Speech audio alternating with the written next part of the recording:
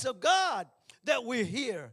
That even if we lost something, it's still God's grace that he's still providing. Oh, y'all don't get excited about this great God that we serve that is able to provide. He is Jehovah Jireh. He's the God that is able to provide. He is Jehovah Rapha. He's the God that is able to heal. But they all came together. And we see here that generosity. See, when you understand generosity is not, when God bless you, it's not just for you. It's so that you can be a blessing to somebody else. We are a channel of blessings. So when God bless you, he just allows you to be the channel so that you can be a blessing to somebody else. Oh, you don't believe me? The reason why we get blessed every Thursday is because we are a channel of blessings. We used to have 125 kids that used to come with us and go with us to the Bowen homes, and we did a whole lot of stuff. And you know what? We gave out a whole bunch of turkeys, and they didn't have no food at their own house. And they said, you know what? At Thanksgiving, we can't afford a turkey. And this is back in the early 2000s. Who couldn't afford a turkey? And they said, we can't afford a turkey. And you know what happened? They came and was a blessing to someone else. And as a result of that, God made it possible that every child that went on that trip got a turkey to take back home. Why? Because I said, God wants you to be the blessing to your family.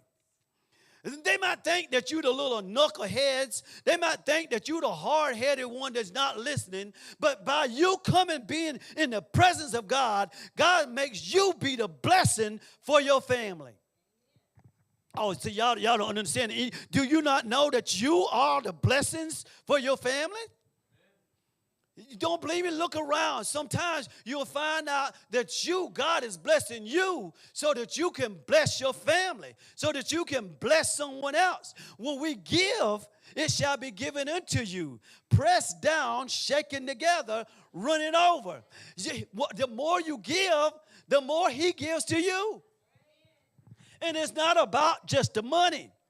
Most times we think that when we talk about giving, we're talking about we want you to give money. No. God wants you to give him your heart. Because if you give him your heart, he got everything else. Because then he won't have no problem when he says, oh, I need you to go and bless someone else. I need you to go give someone this. I remember one time when I had some milk in my refrigerator, a whole jug, and God says, go to your neighbor and give him some milk. And I said, God, see anybody else talk to God like this? I said, God, they don't need my milk. Have you seen the cars that they drive? Have you seen the house they have? They don't need my milk. I need this milk myself. Anybody else in the house ever talk to God like that? Well, try it sometime. And you know what God says? I need you to go over there and give him some milk. And I'm just having my little conversation with him. And he said, just be quiet and take him some milk. So I go over, knock on the door, and take him some milk.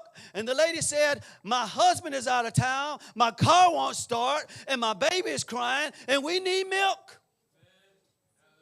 We need milk, and there it is. Generosity, being a channel of blessing to be God's hands and feet. So many times we think that when God tells us to do something, it don't make sense. Anybody else? Oh, every time God tells y'all something, it makes sense, right?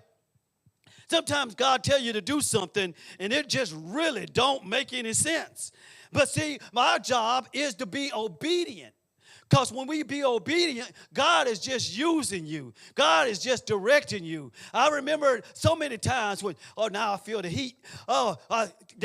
Thank God that the power's back on. But I want you to know that so many times when we ask God for so many things, that we have to be generous. Somebody told me that I'm Generous Joe. I started looking through the boxes yesterday, and Linda says, all the boxes have enough. But Generous Joe looks in the box and says, oh, no, this don't look like it's enough. So then, being generous, I say give. Somebody said, well, you need to keep some for yourself. Every Thursday, we don't try to keep anything for ourselves.